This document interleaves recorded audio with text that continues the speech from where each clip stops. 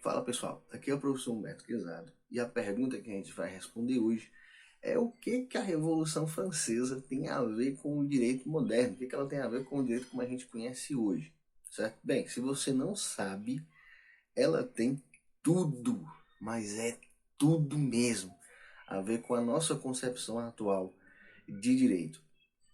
Então, você fica aqui no vídeo que eu vou te responder essa pergunta. Primeiro, como é que era a França naquele tempo, certo? Até ali em 1789, a França era uma monarquia absolutista. Isso quer dizer o quê? Que o rei ele tinha poderes absolutos. Ele podia fazer o que ele quisesse, ele não podia obedecer nem às próprias leis. E ele governava de acordo com suas vontades, com seus interesses. Isso teve um reflexo aqui nas primeiras constituições do Brasil, dizendo que o imperador não tinha responsabilidade penal alguma, não estava sujeito a lei alguma. Outra coisa, a sociedade francesa naquela época era estamental, ou seja, ela era dividida em estados, não havia mobilidade social. Quem nascia num estado morria naquele estado ali, mais ou menos como é na Índia, né? Não há mobilidade entre as classes sociais. Então tínhamos três estados. O primeiro estado era formado pelo clero, a alta cúpula da Igreja Católica, que ainda tinha a hegemonia política, né, e religiosa. A segunda era a nobreza, detentora da maior parte das terras francesas e parte do que financiava a própria coroa. Era o segundo estado. A burguesia e os camponeses eram o terceiro estado. Trabalhavam e sustentavam as classes mais altas, né? A galera que ficava ali direto sofrendo, o terceiro estado. Né? Era a imensa maioria da população que sustentava todo esse sistema. Então, naquela época a França, ela vivia uma terrível crise fiscal. A coroa gastando, ostentando, fazendo diabo quatro, e arrecadava pouco, porque o pessoal só trabalhava, não tinha mal tinha para eles, ainda tinham que sustentar toda uma coroa. E cada vez mais eles foram acochando, como diz aqui no cearense, eles foram acochando o terceiro estado, que era a burguesia e os camponeses. E alguns séculos antes, havia nascido um movimento chamado Movimento Iluminista. Surgiu logo depois da Idade das Trevas. Por isso o nome Iluminismo. Ele era o século das luzes, que ia iluminar a cabeça das pessoas e ia causar um progresso na humanidade. Por isso o nome de Iluminismo. E ele, de fato, foi um movimento político, filosófico, social, que visava justamente iluminar, que a gente saía da Idade das Trevas. Ele defendia o uso da razão contra o antigo regime absolutista, pregava uma liberdade econômica maior, uma liberdade política maior. Esse movimento ele promoveu mudanças políticas, mudanças econômicas, mudanças sociais, baseadas em três coisas: liberdade, igualdade e fraternidade, certo? Isso deu tom lá na frente de muita coisa. Dentre os principais nomes desse movimento aí, que mudou o mundo, né, nós tínhamos o John Locke, né, temos o Voltaire, o Diderot, o Montesquieu e o Marcos Pasquier, ou quer dizer, Rousseau, Jean-Jacques Rousseau. Então, a burguesia, que era a parcela dali do terceiro estado que tinha uma condiçãozinha, né, junto com os camponeses, eles iniciaram, se não uma das, né, mas se não a mais importante das revoluções burguesas, que mudaria a história do mundo todo, mudaria até a concepção de Estado, cara. Imagina fazer parte disso, que afeta a minha vida e afeta a sua vida. A primeira, a mais importante das revoluções burguesas, que é a Revolução Francesa, que é isso o tema do nosso vídeo hoje. E ela iniciou com a queda da Bastilha. Né? O que diabo era a Bastilha? A Bastilha, ela era uma prisão localizada em Paris, onde ficavam presos políticos. A galera que ia contra, pensava demais e dava muito trabalho, eles jogavam na Bastilha. Né? Aqueles considerados inimigos do rei francês, que por um motivo ou outro não eram executados sumariamente, iam acabar parando ali. Então em 14 de julho, o dia que eu estou gravando esse vídeo, a Bastilha foi tomada pela população parisiense. A população partiu para essa prisão. Nessa prisão, ela só tinha 7 pessoas. E a pessoa estava insatisfeita com a crise, movido pelos ideais burgueses, foram para cima, que ela também tinha muito depósito de armas. Né? Durante a invasão, como eu disse a vocês, a prisão só tinha 7 presos. né? Mas também tinham um gigantesco depósito de armas, de pólvora, de todo mundo. Armamento, né? E a população revoltada pegou em armas, né? E insurgiu-se contra as tropas reais, né? Ou seja, foram naquele presídio, pegaram as armas, se armaram, se fortaleceram e partiram para cima das tropas do rei. Então, ou seja, imagina aí que a queda da Bastilha, a queda do principal símbolo, né, de um dos principais símbolos do antigo regime, né, foi de um simbolismo gigante, né? O terceiro estado, né, a burguesia, os camponeses, mais os camponeses, né, a burguesia era mais de boa, embarcou nessa revolta popular lá em Paris e exigiu mudanças no sistema de votação dos estados gerais da França.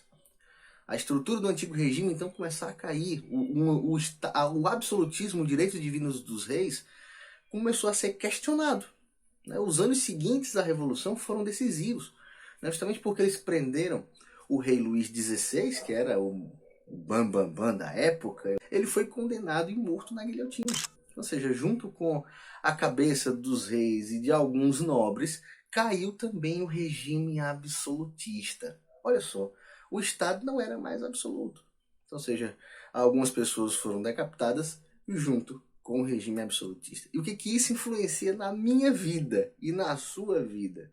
Bem, a Revolução Francesa, ela foi um dos marcos do que a gente chama em direito de constitucionalismo, certo? O Estado, ele era até então absoluto, né? Igual a Stephanie. Eu sou linda, absoluta. Eu sou Stephanie. Ele ditava as regras e não precisava seguir. Simplesmente ele inventava as leis e dizia: pronto, sigam vocês porque eu não preciso obedecer. Ele concentrava nas mãos do monarca todos os poderes do Estado. Ou seja, o rei era a última instância do executivo, do legislativo e do judiciário. Ou seja, depois que se questionou o direito divino dos reis, né, com isso daí o Estado passou a ter que obedecer às regras do jogo.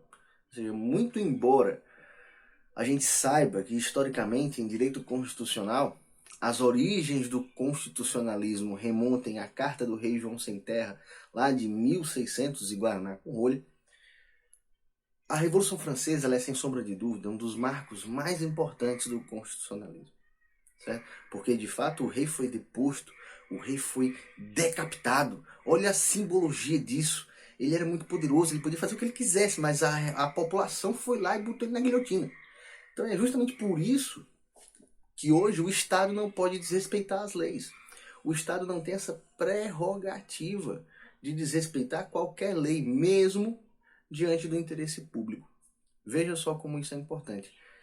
Imagine que o Estado ele quer passar uma rua em cima da sua casa. Ele não pode simplesmente chegar lá com tratores, mandar você sair, dizer saia e passar uma rua por cima, derrubar sua casa, passar uma rua por cima. Ele não pode fazer isso.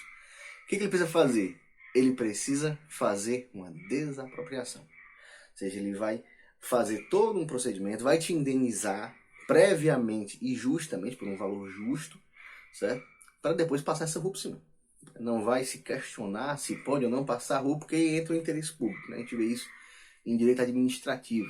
Mas a rua vai passar lá. O que se discute é o valor da sua indenização. Outra, se o Estado ele precisa te prender porque você fez um crime, né? Você cometeu algum crime, ele não pode simplesmente chegar na sua casa e botar uma algema no seu pulso e levar preso. Você precisa passar por um negócio chamado devido processo legal, onde é lhe dada toda a chance de defesa. Você pode se defender e mesmo que você ainda lance mão de todos os mecanismos de defesa admitidos em direito, o Estado ainda tem que provar que você é culpado. E só após a sua condenação é que você pode de fato ser considerado culpado e cumprir pena. A situação da prisão preventiva, da prisão provisória é a situação de exceção. Outra, o Estado não pode contratar quem ele quer, ele não pode contratar a empresa que ele quer, ele não pode contratar as pessoas que ele quer. Ele tem que fazer um concurso público ou ele tem que fazer uma licitação. Tem regra para isso. Você já perceba, começou lá na Revolução Francesa e veio bater aqui em 2022. O Estado, né, ele precisa obedecer às próprias regras. Óbvio que o constitucionalismo ele sofreu mudanças. Né? Hoje em dia caminhamos para um Estado social que começou lá com Marx e Engels, ou seja, a ideia do Estado ali ser uma mãe, né, garantir mais coisas, né? Temos o neoconstitucionalismo também, que veio depois, né, que é justamente a ideia de ser a Constituição uma lei, não só um amontoado de normas e princípios, mas uma lei de fato que a gente precisa obedecer. E como lei ela pode ser invocada diretamente, como acontece quando você vai implementar um habeas corpus, certo? Ou seja, perceba o reflexo disso lá da Revolução Francesa até aqui, né, quando a gente pode de fato fazer esse paralelo. Hoje o Estado tem que obedecer às próprias regras, tem que obedecer às regras que ele mesmo cria. Isso começou aonde? Na Revolução Francesa, um dos marcos do constitucionalismo. Então, é isso. Espero que vocês tenham gostado, certo? De falar um pouquinho da história do direito, falar um pouquinho do constitucionalismo, certo? E aguardo as mensagens de vocês, aguardo os feedbacks, os xingamentos, tudo isso pode fazer aqui embaixo ou nas minhas redes sociais. Fiquem à vontade para se manifestar, vou ficar muito feliz com o feedback de vocês, que é sempre muito legal. Muito obrigado, moçada. É isso, fiquem com Deus e até a próxima. Valeu!